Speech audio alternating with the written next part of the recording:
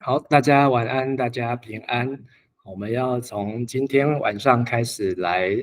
连续17天的圣经共读。好，要读的经卷是新约的提摩太前书和后书。好，那在开始共读以前，我们一起来祷告。亲爱的父神，我们感谢你带领我们经过一天的忙碌，也感谢你带领我们能够透过线上共读来听学习上帝的话语。也愿上帝祝福我们以下的时间和分享，这样祷告祈求，奉靠耶稣基督的名，阿们。今天我们要读的是提摩太前书的第1章，好，那进度是从提摩太前书的第1章的第1节到第20节，好，那我们要请静怡师母来带我们读今天的经文。我们一起来读上帝的话，提摩太前书第1章第1节。我是保罗，我奉我们的救主上帝和我们的盼望基督耶稣的命令，做基督耶稣的使徒。我写信给你，提摩太，就是我在信仰上的真儿子。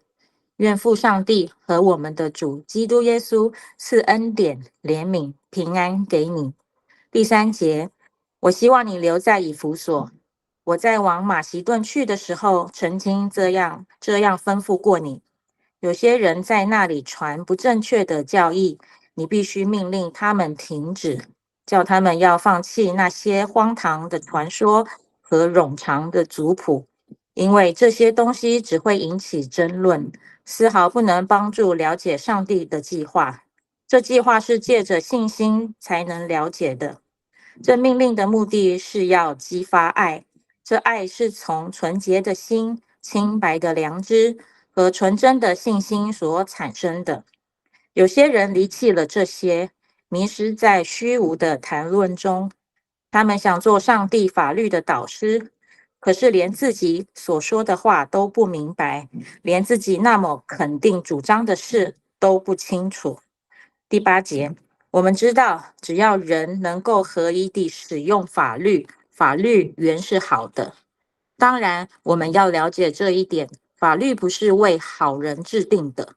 而是为那些不法、不受管束、不敬虔、犯罪、藐视宗教、贪恋世俗、弑父杀母、谋杀、淫乱、青蓝色的、拐骗、撒谎、作假证、违反健全教义等一类的人。这健全的教义是根据福音，就是那荣耀可称颂的上帝所交托我宣布的。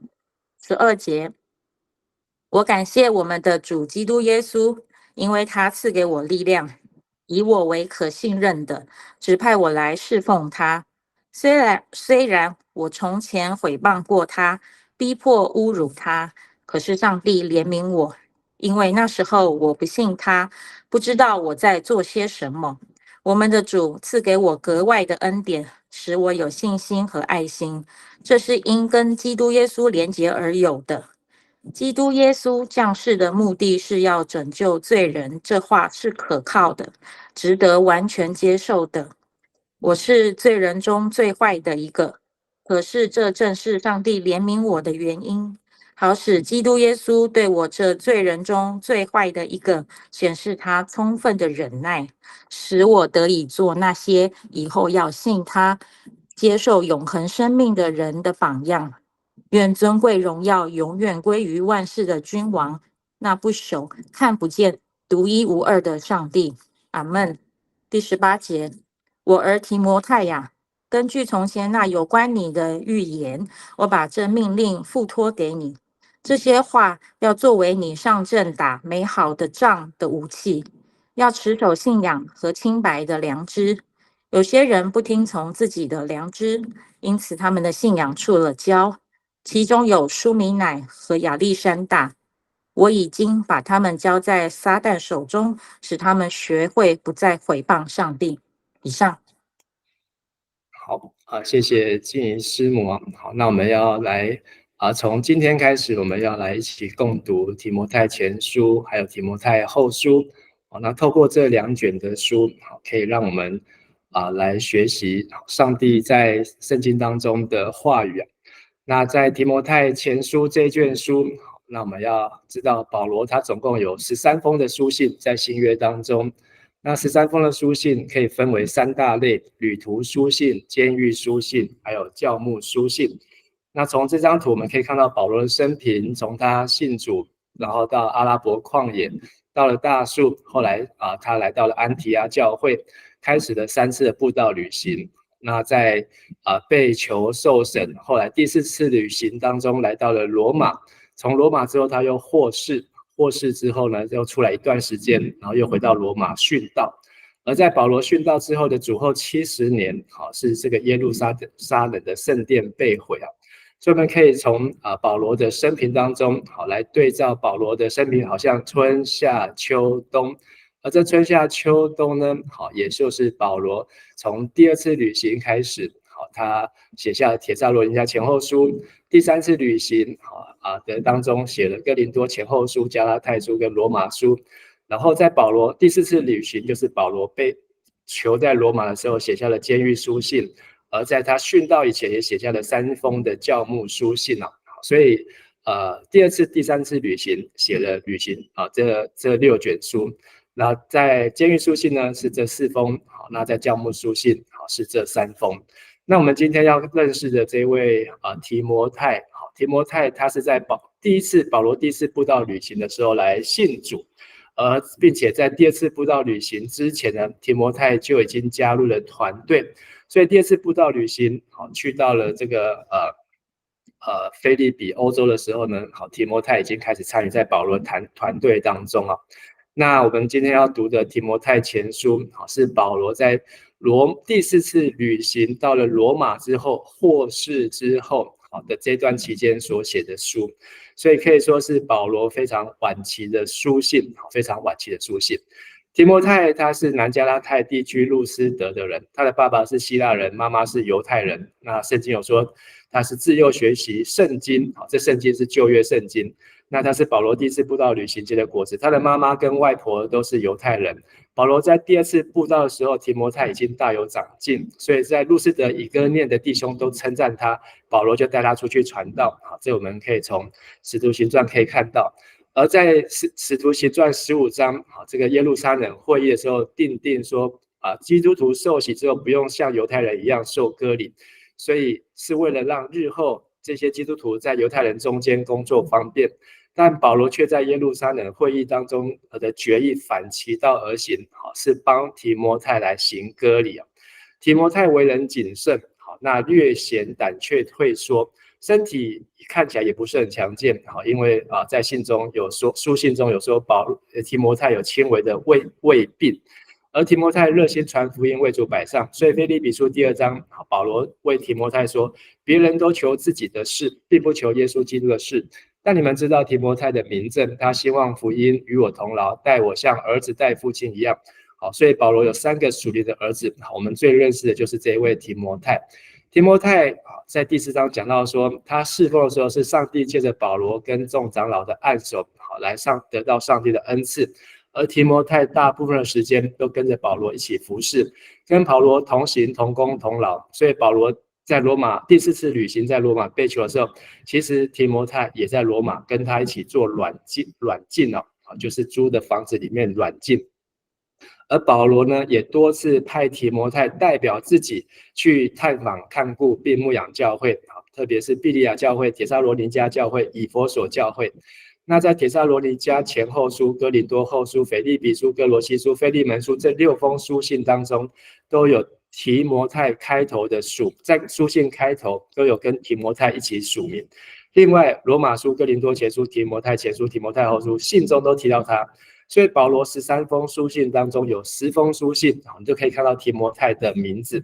而保罗最后在罗马第2次在做监的时候呢，提摩太没有在他身边，所以在保罗殉道前有没有再见到提摩太，这我们没有办法从圣经看到。希伯来书让我们知道提摩太自己后来也被关在监牢里面，但是他有放出来，但是什么时候、什么地方、什么时候被关、什么时候出来，就没有更进一步的资料。从这个地图当中，我们可以看到，保罗从罗马软禁之后，他有离开罗马监狱，因为呢，他从罗马监狱出来之后，他去到了以弗所，在以弗所呢，他把提摩太留在以弗所，然后自己去到了哥罗西，再去到哥罗西的时候呢，离开哥罗西去到了马其顿的腓立比，然后在腓立比这个地方写下了今天我们读的这卷书信，就是提摩太前书。保罗写了这个提摩太前书之后，离开腓立比，然后他又前往这个以弗所，然后再从以弗所搭船去到格里底，就是克里特岛，然后把他的同工提多留在克里特岛，然后他就离开，前往哥林多。所以在哥林多的时候呢，保罗又写下了提多书，而写完提多书之后呢，保罗就前往这个尼哥波利。好，那按照这个他书信所说的，他在尼哥波利过冬，等待冬天过去，这个海的气象比较稳定之后，他的计划，从罗马书可以看到，他的计划是准备要去到士美亚，就是西班牙。那有没有去不晓得，但是我们可以看到这样迹象。当他去到西班牙之后，他还如果有去，他有再回来哪里？回来哥林多，然后再把他的同工以拉都留在哥林多，他又去了米利都，并且把特罗菲摩留在米利都，然后他又去到了特罗亚。特罗亚是保罗最后一站，他把他的外衣、把他的书、把他的皮卷留在特罗亚，然后他就被抓到去到罗马。所以这是保罗第二次去到罗马监狱。好，那这次的监狱当中，保罗就写下了最后一卷书提摩太后书啊。好，所以从提摩太前书到提摩太后书，中间有一段非常神秘的故事。好，这是我们需要透过这几封书信，好来特别是教牧书信提摩太前后书和这个提多书可以看到，而保罗最后也是在罗马这个监狱来殉道砍头。好，那这个地图呢，这个流程我们会在读提摩太后书的时候，好再复习一次啊。所以保罗的13封书信，好，我们可以有这样子的分类。好，加拉太书好可能就是保罗第一封书信，但有人认为是在保罗第二次布道旅行，好比较难确认。好，但如果加拉太书第一封书信，那可能是保罗第一次宣教旅行的时候写的，地点是在安提阿，而第二次宣教旅行呢，写下了帖撒罗尼迦前书，在哥林多写的，还有帖撒罗尼迦后书也是在哥林多写的。而第三次宣教旅行，写下了哥林多前书、哥林多后书，还有罗马书。好，那这3封书呢，分别是在以弗所、马其顿和哥林多所写的。第4次旅行就是他被关第一次来到罗马监狱的时候，写下了以弗所、哥罗西、腓利门、腓利比，这我们很熟悉的监狱书信。而当保罗离开罗马监狱被释放之后，又有一个所谓的第5次旅行。好，被释放的时候，他分别写下提摩太前书，是在腓利比马其顿的腓利比，还有在哥林多写的提多书。然后最后他在被抓回来罗马监狱的时候，在罗马监狱写下了提摩太后书啊。好，所以这一段的历史呢，是相当的复杂，也不是非常的100%的确定，但是从保罗书信当中的脉络，我们可以稍微看到。好，那提摩太这一卷书呢，讲到他的妈妈是犹太人，爸爸是希腊人，而且是保罗亲手为他案例，而且他是保罗有忠心的儿子。提摩太前书的3个重点就是要提防教会当中虚假的教义，这种教义混合犹太教还有非犹太教的思想，就是物质是邪恶，人的得救是依靠秘密的知识，要施行禁戒和某些食物守独身才能够得救。同时，提摩太前书保罗明确指示教会的行政管理要以祷告作为首要工作，教会担任监督执事的资格，还有他们应该有的品德。还有第3，保罗教导提摩太如何做基督中心的仆人，如何对待教会各种不同年纪的信徒，当如何处理有关寡妇的问题啊。所以这是提摩太前书的要点。好，那我们看今天所读的经文，第1章的第1节到20节，那1到11节，这段经文里面呢，我们可以看到几个关键字。首先，第一个关键字就是我，我是谁呢？我是保罗，我奉主的命令写信给你，而且写给我的儿子，而且我希望你怎么样？我要去马其顿的时候，然后这些话，接下来这些话都是上帝交托我宣布的。第二个关键字就是你是谁呢？你是提摩太。好，愿上帝赐平安给你。我把你留在以弗所，我也在去马其顿的时候吩咐你，你必须命令他们停止。好，所以这第二个就是保罗、提摩太。第三个呢，关键字就是我们。我们就是谁呢？我们就是我，还有提摩太，还有我们这一群为主服侍的同工，保罗的团队啊。所以我们的救主、我们的盼望、我们的主耶稣基督，还有我们知道、我们认识、我们了解，那这是第三。而第四呢，是他们，就是有些人传不正确的教义，他们放这个荒唐的传说，他们暗昧的良知，他们离弃了真道，他们想要做上帝的律法教师等等。这是我们看到有4类的对象。那在这一段当中，我们看到3个重点。第一个重点，你就是提摩太必须命令他们停止。第二个重点，这个命令呢的目的是要激发爱心，所以这个命令不是要伤害，而是要激发爱。而第三个重点，这个正确的健全的教义是根据福音，那福音就是荣耀可称颂的神所交托我宣布的。所以呢，在这一段当中，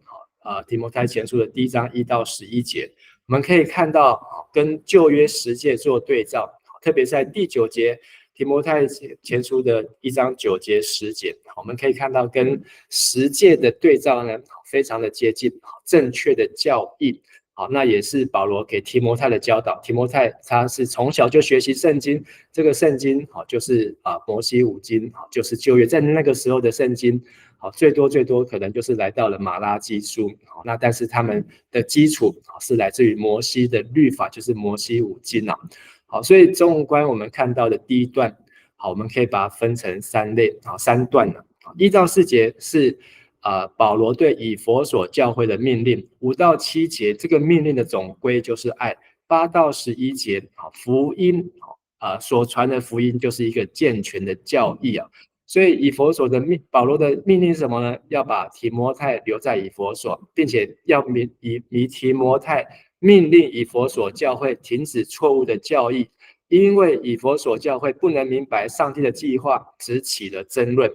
而保罗只起了争论，而保罗的命令的总归呢，就是爱。爱是来自于存心、良心还有信心，若没有这个爱，就落入虚空当中。而福音就是代表了律法，律法原来是好的，只要人用的合宜，这律法是上帝的美意。但是呢，律法被误用的时候，还有律法是为不义的人所设，因为律法是要来管教，是要来刑罚，所以上帝交托保罗要宣讲福音，就是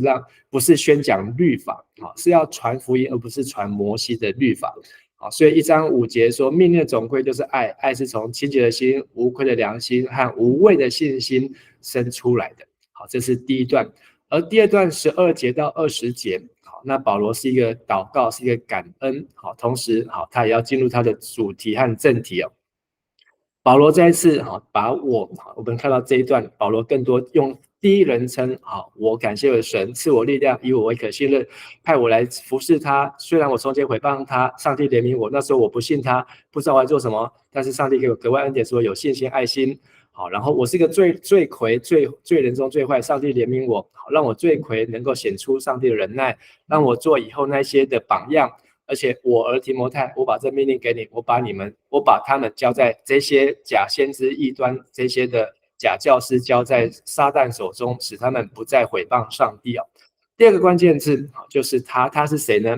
之前是他们，现在这个他是耶稣基督。所以保罗第二段在写出他跟基督之间的关系，他就是主耶稣基督赐给我力量，虽然我毁谤耶稣，逼迫侮辱耶稣，甚至我不信耶稣，但是我们的主就是耶稣给我恩典，让我可以跟他连结。耶稣的降生，耶稣的忍耐，耶稣使我能够相信他，为他而活。这是我们看到第二个。第三个关键字就是你，就是又回到提摩太。所以这次的关系是我基督跟提摩太，所以保罗要提摩太跟提摩太之间的连结就是来自于耶稣基督。但是最后提到有些人，这些人的信仰触了礁，包括了苏米乃和亚历山大。这些人就是在以弗所教会作恶多端，然后接着假教训，来渗透教会。但是保罗说，我已经把他们这等人交在撒旦的手中，意思就是说，不再为他们的得救祷告，而是让上帝继续破坏他们的心，但是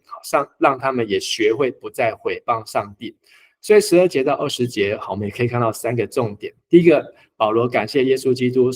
以及感谢耶稣基督所赐的力量。第二个，耶稣来到世界的目的要拯救罪人。第三个，就是这样子的命令，保罗要托付给提摩太，因为提摩太这时候要记得，这是保罗已经离开了罗马监狱，而提摩太已经不在保罗身边。保罗写下的提摩太前书，是在以弗所的时候，对不起，保罗人在腓立比，马其顿的腓立比，而提摩太人正在以弗所，保罗写信去到以弗所给提摩太的交代。好，所以这3个重点在12节到20节，我们看到保罗感恩，也看到基督降世要拯救罪人，也看到保罗劝提摩太要打那美好的仗。好，所以保罗感恩什么呢？他感谢上帝派保罗来服侍主。虽然他从前不信神，而且还亵渎神，但是呢，上帝的恩典来自于让保罗这个罪魁能够跟基督产生连结。所以保罗他的服侍的动力、得救的动力是跟基督的连结。而基督降世为要拯救罪人，这句话是可信的，因为保罗就是最好的证明，他原来是罪魁，就是所有罪人中最坏的那一个，可是连那个最坏的那一个都能够蒙怜悯，得了上帝的恩典，所以保罗成为所有未信者的榜样。不管这个人再坏，不管这个人再怎么样子的悖逆不信，甚至抵挡诋毁这个基督的真道，但是保罗这样的人都能够得救。那所有在现今这个世界上还不信主的人也能够得救。而28到20节，保罗劝提摩太要打那美好的仗。什么是美好的仗呢？美好的仗包括上帝的预言，就是保罗照神的预言，把上帝的命令交给提摩太。所以提摩太打仗是要把这个道，把上帝的话、上帝的旨意传出去，打这一场的仗。而这些话呢，就是提摩太上阵的武器。提摩太这时候可能不到30岁，非常的年轻。还有提摩太他所在的以弗所地方，以弗所如果我们看启示录，可以看到以弗所的教会可能不是只有以弗所单一教会，而是7间的教会，就是在小亚细亚一带有7间的教会。这7间的教会呢，可能都是提摩太成为一个非常主要的 leader， 然后再把保罗这些话、这些书信要传出去，要传到这些教会，包括老底嘉，包括哥罗西，这个推雅推拉、士美拿、菲拉铁菲等等这些教会。所以这些话，上帝的教导，保罗的书信，就是提摩太打美好仗的武器。而这些缺乏良知者，他们的信仰沉沦，所以提摩太要不断的对抗的就是这些缺乏良心、良知，他们的信仰沉沦当中，提摩太要如何坚定不移。所以在这段当中，保罗他说：“我感谢那给我力量的我们的主基督耶稣，因他以我有忠心，派我来服侍他。”所以在今天这一段经文当中，我们看到第一段，保罗这个是保罗给以弗所教会的命令。以弗所教会怎么开始的？并不是是在保罗的布道旅行当中，这个福音来到了以弗所。那所以我们可以再看这个使徒行传的时候，保罗是在第2次布道旅行的时候，从哥林多18个月服侍回来之后，经过了以弗所。那以弗所长老请他留下来，但是保罗说：“上帝若允许，我必再回来。”果然，保罗第3次布道旅行就来到了以弗所，并且在以弗所停留了2年3个月。这2年3个月当中，是保罗停留最久的教会，所以他跟这个以弗所教会关系非常好。那保罗把提摩太后来在第5次的当中，保罗离开罗马监狱，把提摩太留在以弗所，并且看到以弗所当中有这些的错误的教义，而保罗的命令不是要辖制，而是出于爱，而这样的命令是要来宣扬福音，福音就是健全的教义。而保罗也为他自己的亲身经历来感恩，因为他知道基督降世是要拯救罪人，并且保罗劝告提摩太要为主打那美好的仗。好，所以我们从提摩太前书的第1章就看到那个美好的仗，然后读到提摩太后书的最后1章，好，保罗说那美好的仗我已经打了，那当跑路我已经跑了，好，那所当守的道我已经守住了。好，所以整个提摩太前书后书中间间隔好几年。好，但是我们看到保罗他的为主征战的决心，还有他的信心，是始终如一。好，那今天的金句呢，是提摩太前书的1章12节。我跳到哪里去了？好，这个英文，I thank Christ Jesus our Lord, who has given me strength, that He considered me trustworthy,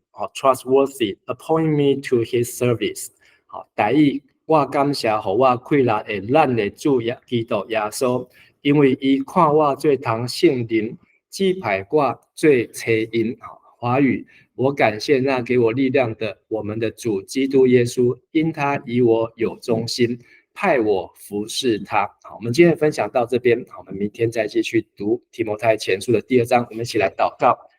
亲爱的天父上帝，我们感谢你透过提摩太前书，让我们看见保罗的生命，也看见年轻的提摩太如何效法保罗，如同保罗效法基督。愿上帝帮助我们在邪恶淫乱的世代当中，让我们能够听见真道，明白真理，并且为上帝的话、上帝的道打那美好的仗，也让上帝的话能够在我们的心中